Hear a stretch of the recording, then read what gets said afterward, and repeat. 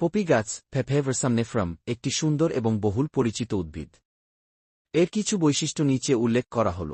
বৈশিষ্ট্য: আকৃতি: পপি গাছ প্রায় 2-3 ফুট লম্বা হয়।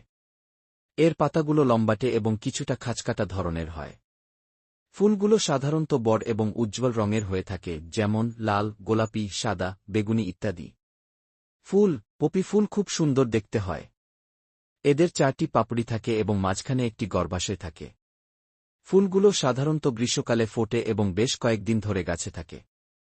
ফল: পপি গাছের ফল ডিম্বাকৃতির হয় এবং এর মধ্যে ছোট ছোট কালো রঙের বীজ থাকে।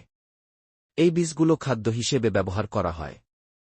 ব্যবহার: সাজসজ্জা: পপি ফুল তার সৌন্দর্যের জন্য খুব জনপ্রিয়। এটি বাগান এবং ঘর সাজানোর জন্য ব্যবহার করা হয়।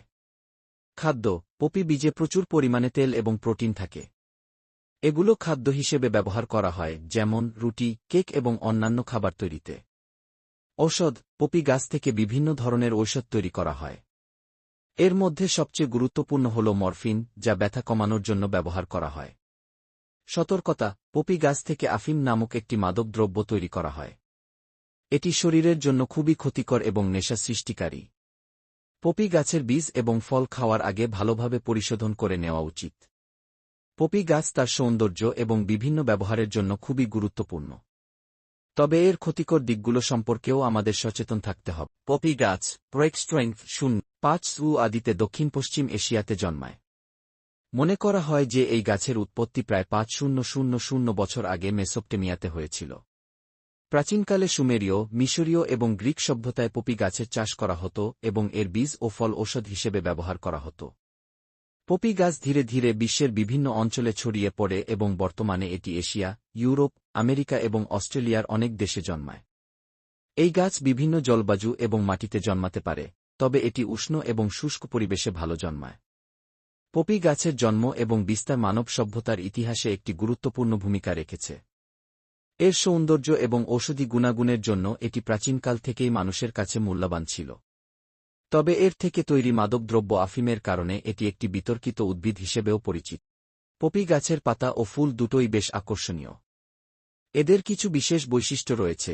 পাতা: পপি গাছের পাতাগুলো দেখতে অনেকটা ঢেডা পাতার মতো হয়, লম্বাটে এবং কিছুটা খাঁজকাটা। পাতাগুলো নরম এবং হালকা সবুজ রঙের হয়।